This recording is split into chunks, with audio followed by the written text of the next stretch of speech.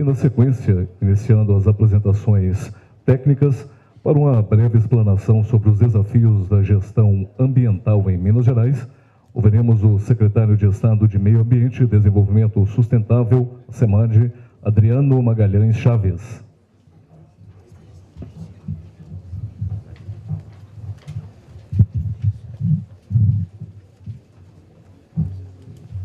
Bom dia a todos, senhoras e senhores. Meus cumprimentos especiais ao presidente Antônio Andrada. Parabéns pela belíssima explanação. Eu acho que o senhor já abordou aqui diversos pontos dos nossos desafios. O senhor já começou muito bem e é metade da minha fala aí. Cumprimento e agradecimento especial ao Licínio, aqui o coordenador de meio ambiente da IMM. Obrigado pelo convite, parabéns pela iniciativa da IMM. Eu acho que vocês dão aqui uma grande contribuição para dirimir muitos conflitos que nós temos aí no dia a dia. Cumprimento especial ao meu secretário adjunto, doutor Danilo Vieira, meu parceiro que me ajuda muito aí no dia a dia. A presidente da Fundação Estadual de Meio Ambiente, a Zuleika Torquete, que a Fundação tem um papel importante aí no apoio e orientação aos municípios. Cumprimento especial ao nosso amigo doutor Alceu, coordenador estadual de Meio Ambiente do Ministério Público. E já estendo também um cumprimento ao nosso amigo Carlos Eduardo, coordenador das promotorias de justiça por bacias hidrográficas, que talvez, doutor Carlos, também seja um dos desafios, né, a gestão ambiental por bacias. Nós vamos abordar isso um pouquinho. O Célio Moreira, nosso parceiro na Assembleia Legislativa, conduzindo as questões ambientais. E aí, Célio, é importantíssimo, porque agora nós estamos exatamente discutindo a lei florestal e esse processo democrático público é importantíssimo para que a gente defina os rumos da legislação ambiental no Estado. Cumprimento a deputada Rosângela Reis, ao Vasco Araújo, secretário adjunto municipal, doutor Altino, nosso colega de Estado, diretor-geral do IMA, fará uma apresentação em seguida, ao nosso ouvidor-geral, Rogério Nossi, ouvidor ambiental, desculpe, nosso colega também da Secretaria de Meio Ambiente. Senhoras e senhores, cumprimento especial a todos os secretários de Meio Ambiente, a prefeitos, representantes de instituições. Eu tinha inicialmente preparado uma apresentação bastante longa, mas infelizmente, por um convite aí do chamado governador, onde nós precisamos fechar hoje a Lei Florestal Mineira, eu preciso me ausentar em pouco tempo. E esse é um dos desafios nossos, né? Eu começaria falando que talvez hoje, meu caro presidente, o maior desafio nosso seja fazer a gestão ambiental integrada. Porque ficamos na ideia de que a gestão ela é de responsabilidade ou do governo federal ou do Estado. Muitas vezes esquecemos do papel fundamental de todas as instituições. E a cada dia mais avança a participação da sociedade. Quando coloca aqui a importância do plenário da Assembleia, a importância das discussões públicas, nós temos que entender. E aí, doutor Alceu, o Ministério Público tem feito um papel importante, cumprido esse papel de mediador de conflitos, agora, inclusive, com a criação de um núcleo, exatamente por entender a importância dessa discussão participativa. Nós vivemos num cenário onde nós temos já gerado aproximadamente 60 itens normativos, 60 mil itens normativos, entre legislação federal, estadual, municipal. E a média que se gera mensalmente é da ordem de 900. São mais 900 itens normativos, através de portarias, de resoluções, que são gerados mensalmente e que nós temos que observar em todos os processos de condução ambiental. Ou seja, de gestão, ou seja, de licenciamento, ou seja, de fiscalização, ou seja, através de convênios. Então, veja a dificuldade e a insegurança jurídica que esse arcabouço legal traz para todos nós. Um outro item importantíssimo a ser abordado e ser discutido aqui é a Lei Complementar 140. Qual que é o grande desafio nosso agora? A lei foi sancionada em 2011, trouxe muitas responsabilidades para o Estado, mas principalmente para os municípios, principalmente o direito a exercer a competência do licenciamento municipal. Mas nós fizemos recentemente um trabalho de pesquisa que foram respondidos por 700 municípios, Carlos.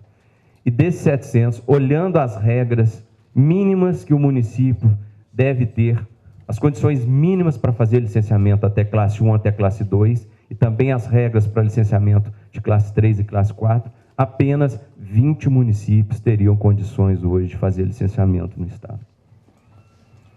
É uma determinação do governador que a gente olhe com atenção especial, trate a questão da municipalização como prioridade. Então, portanto, os convênios com os municípios para que eles ponham em prática as competências da Lei Complementar 140 é uma determinação do governador. Mas para isso tem um longo caminho pelos municípios para se adequarem. Primeiro com a lei municipal, com o CODEMA, com o Conselho Municipal, com o órgão de licenciamento. E não tenham dúvida, desafogaria muito o Estado e nós estamos aí dispostos a dar todo o apoio necessário.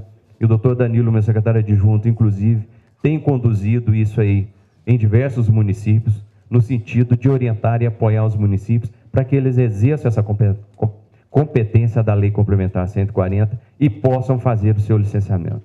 Hoje, nós já temos poucos municípios, Belo Horizonte, Juiz de Fora, Betim, Contagem, Uberaba, me ajuda aí, Danilo, Nova Lima, Nova Lima e Iberité. Ou seja, apenas esses municípios fazem licenciamento ambiental. Temos que observar também a capacidade das equipes, a necessidade de termos equipes bem formadas, a capacidade também da fiscalização depois do licenciamento. Enfim, eu vejo aqui que hoje é uma grande oportunidade de buscar uma orientação nesse sentido. Tanto é, nós estamos aí com uma ampla participação da Secretaria nesse evento e agradecemos o presidente Antônio Andrade e toda a IMM por essa oportunidade. Temos palestra do Dr. Danilo com relação aos comitês de bacias, a recursos hídricos, a participação dos municípios. Temos palestra da Zuleika, palestra da Malíria, do IGAM, do Bertoldino, diretor-geral do IEF, discutindo lei florestal. Enfim, nós vamos continuar aí juntos, apoiando a vocês naquilo que for necessário. E falava inicialmente da lei florestal. Talvez, senhores, um dos grandes avanços que nós temos na legislação atual seja a lei florestal, que deve ser sancionada amanhã pelo governador. Ela traz um alinhamento no primeiro momento com a lei federal, que era uma grande reclamação em geral do setor produtivo com relação a Minas Gerais, da divergência que nós tínhamos entre a lei 14.309 e o Código Federal Florestal. Então, a partir de agora, nós buscamos no primeiro esse alinhamento e, é claro, com algumas particularidades que são características de Minas Gerais. Alguns itens, 2 ou 3, que extrapolam em muito a questão da lei federal, é bem provável que tenham um veto aí de hoje para amanhã. Mas somente naqueles pontos que extrapolaram em muito a lei federal. Mas é importante esse alinhamento para termos clareza. E eu diria que um dos grandes avanços que nós trazemos na nova legislação é o cadastro ambiental rural, aqui como já dito. Porque através do cadastro ambiental, nós vamos tirar a exigência da reserva legal em cartório, da verbação em cartório. Ou seja, nós vamos poder entrar no sistema, preencher os dados, o cadastro da propriedade. O sistema já identifica para nós as áreas de preservação permanente. A partir desse momento, a hora que nós preenchermos todos os dados, levantarmos a cadeira, nós vamos estar regular perante o órgão ambiental. E o sistema já solta um certificado preliminar que tem validade perante o órgão ambiental e tem validade perante as instituições financeiras. A veracidade dessas informações caberá ao órgão ambiental, no segundo momento, verificar se elas estão corretas ou não. Mas o importante é, nós já, a partir do cadastro, da inserção da propriedade no cadastro, nós já estamos legalizados perante o órgão ambiental. Isso traz um avanço enorme. Por outro lado, nós vamos precisar muito das instituições, da IMM, das prefeituras, como parceira para que nós possamos orientar os nossos 550 mil proprietários rurais. Sabemos que a maioria deles não tem acesso à informática, por mais simples que o sistema seja, não terão condição de fazer esse acesso. Então, nós precisamos e vamos dar esse treinamento a todas as instituições, a todos os sindicatos. E aí convidamos também as prefeituras para que tenham em cada prefeitura um técnico treinado com condições de prestar o esclarecimento e apoiar os produtores rurais. Até porque 80% desses produtores são abaixo de 4 modos rurais e traz a responsabilidade do Estado nesse apoio.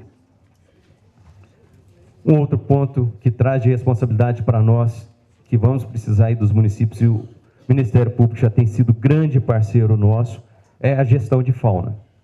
A gestão de fauna que era exercida diretamente pelo IBAMA, apesar de já ter brecha na legislação e já ter itens de competência do Estado, ela ficava mais a cargo do IBAMA. E agora nós estamos aí numa fase de transição, assumindo a gestão da fauna, e vamos precisar contar também com o apoio dos municípios nesse item. Outro ponto que a gente tem recebido muito dos municípios, com muita dificuldade de interlocução, e aí eu vou orientar o diretor-geral do IF, o Bertodino, para que aborde isso com detalhe com vocês depois, é a gestão de unidade de conservação. A gestão de unidade de conservação, senhores, é importantíssima, e a criação de unidade de conservação de proteção integral talvez seja uma das ferramentas mais importantes de proteção, principalmente daquelas áreas relevantes do ponto de vista de proteção da biodiversidade, as áreas que nós chamamos especial e extrema, né, são aquelas áreas que realmente são sensíveis, ou do ponto de vista de flora e fauna, ou do ponto de vista de recursos hídricos. Por outro lado, ontem mesmo eu estava discutindo com um grupo de uns 15 prefeitos e diversos produtores rurais a zona de amortecimento do Parque do Ibitipoca, que deve ter umas 5 a 7 vezes maior que a unidade de conservação, e com as equipes sem uma clareza do que pode e o que não pode nessas áreas no entorno da unidade de conservação. Então, precisamos esclarecer, precisamos orientar os municípios, para que os municípios orientem também os produtores rurais, para que os papéis fiquem bem definidos e, principalmente, para que a Polícia Militar Ambiental também venha para essa discussão e tenha clareza do que pode e o que não pode nessas áreas. Outro item que nós trabalhamos, que afeta diretamente os municípios, é com relação à questão florestal. Diversos municípios têm na atividade de silvicultura uma atividade relevante, uma atividade importante. A grande dificuldade que nós temos hoje é sair desse ranking de desmatamento, o 4ª vez seguida o maior desmatador de Mata Atlântica nesse país. E isso não acontece por acaso. Algumas situações, nós estamos continuamente com equipes, de 12 a 16 equipes, combatendo desmatamento no leste, norte, Jequitinhonha, Mucuri, noroeste, zona da mata, sul de Minas, mas principalmente na região norte, Mucuri, Jequitinhonha e noroeste. E aí, senhores, quando a gente fala de desmatamento, é duro ver, né, Carlos? Por exemplo, o carvão com uma nota fiscal das usinas de Santo Antônio e Giral a 2.000 quilômetros, chegando aqui nas nossas siderúrgicas. Como pode?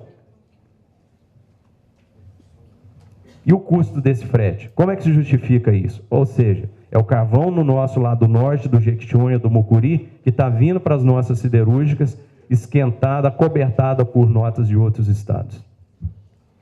Então, senhores, nós não somos aqui, e nunca fomos e nunca seremos, contrários a florestas plantadas. Isso é um item diretamente afeta os municípios. Pelo contrário, nós incentivamos e muito as florestas plantadas. E talvez, doutor Altino, junto com a CEAP, o nosso grande desafio seja plantar nas áreas antropizadas. Se nós temos 17 milhões de hectares de área antropizada, como que vamos justificar a abertura de novas fronteiras para a agricultura, para a agropecuária, mas principalmente para a silvicultura? E esse, Carlos, é com certeza o nosso grande desafio. Incentivar, e eu tenho certeza que Minas Gerais tem condições, se compararmos Minas como um país, de ser um dos maiores produtores mundiais de madeira, de floresta plantada, de áreas de reflorestamento. Através da FEAM, já foi dito aqui, outro grande desafio para nós é a gestão de resíduos. E aí nós, o Ministério Público, ficamos, meu caro Célio Moreira, à mercê da legislação, porque a legislação está posta. E aí, presidente, ela foi dada com certo prazo, mas o agosto de 2014 é amanhã. E a Zuleika, com a equipe da FEAM, junto às instituições que são nossa parceira, tem feito um esforço enorme no sentido de orientar os municípios, apresentar e propor, em parceria com a CEDRU, quais aqueles municípios que têm sinergia para tratar o resíduo em conjunto, através de consórcio. Temos apresentado aí as pequenas soluções nos municípios menores, de 4, 5 mil habitantes. para que trate através de pequenas unidades de tratamento e compostagem, que são soluções que resolvem para os pequenos municípios, mas nós esbarramos naquilo dito aqui pelo presidente, o recurso financeiro.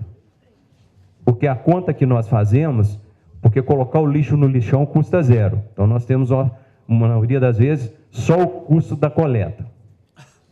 Quando passamos a ter um custo de 60, 80 reais por tonelada para dispor no aterro sanitário, o município passa a ter uma conta de 40 a 60 mil que ele não tem no momento. A pergunta é, de onde vem esse recurso? Eu acho que nós temos que equacionar essa questão financeira. E no Estado também, né, Zuleika, nós ficamos limitados na capacidade financeira e nessa ajuda financeira para solucionar esse problema. E também aqui agora, no curto prazo, o saneamento. Porque o plano de saneamento, ele é gravíssimo, porque se não tivermos nos municípios o plano de saneamento, os municípios não poderão pegar recurso do Estado e da União em 2014. E o ano acaba agora. Veja a gravidade desse tema. E aí a pergunta é, quantos municípios estão mobilizados para isso? Quantos já têm seus planos de saneamento? Quantos darão conta de fazer isso agora até o final do ano? Nós estamos lá à disposição com a FEAM e eu peço, Zuleika, por gentileza, na sua abordagem, que você coloque um pouco mais desses temas para que a gente possa, na medida do possível, apoiar os municípios. Outro ponto importante, meu caro Altino, é a questão do uso e ocupação do solo. Nós temos aí, não conseguimos, temos uma dificuldade concreta de estar em todos os municípios. Nós estamos falando de um estado com 853 municípios. Nós estamos presentes diretamente, aproximadamente 250 com equipes técnicas nossas. Mas um dos graves problemas que nós temos é o uso e ocupação do solo. É um tema que nós precisamos discutir com o município, associar a questão florestal, a questão do uso e ocupação do solo, com a visão coordenada por bacia hidrográfica. Acho que a iniciativa do Ministério Público de criar as coordenadorias por bacia já nos mostra esse caminho. E eu não tenho dúvida que no curto prazo, no curto espaço de tempo, nós vamos estar discutindo a visão do licenciamento por bacia hidrográfica. Até porque, senhores, nós temos muitos municípios que não têm uma gota d'água. Eu, repetidas vezes, tenho colocado isso. Se olharmos para o nosso norte, aí, nosso semiárido tem crescido a uma taxa de 8% ao ano. Eu estava discutindo a semana passada a barragem de Gurutuba, apoiada lá pelo IGAM, numa discussão junto com a Agência Nacional de Águas, uma barragem que não entra uma gota d'água. E é importantíssimo para abastecimento humano e irrigação de diversas áreas. Nós temos diversos municípios no norte, na época da seca, abastecido por caminhão-pipa. Nós temos dificuldade no noroeste, no Triângulo, aqui na região metropolitana não é diferente. Nós estamos discutindo área de conflito na Bacia do Velhas, na Bacia do Paraopeba. Ou seja, essa discussão do desmatamento, da disponibilidade e qualidade de água, são temas que nós precisamos entrar na discussão com os municípios. E outra questão é a questão da qualidade da água e do saneamento municipal. Relembro aos senhores que o governo de Minas, através da Copasa, tem hoje o maior programa de saneamento da história. São 6 milhões de investimento à disposição dos municípios para saneamento e tratamento de água. Mas eu estou vivendo na minha querida Iroquinha, minha cidade natal, a dificuldade de aprovar na Câmara a delegação dessa competência para a Copasa. Porém, nós fizemos um estudo de qualidade de água e eu acredito, talvez seja até um recado aos senhores, que vale a pena uma análise dessa nos municípios. De 10 pontos na cidade, nós escolhemos a creche, o posto de saúde, as escolas municipais e estaduais, o hospital, e o nível de contaminação por bactéria dessa água foi alarmante, assustador. Então, senhores, esse tema é um dos pontos de saneamento e qualidade de água que eu acho que, não tem dúvida, é um dos grandes desafios aí para a gestão municipal.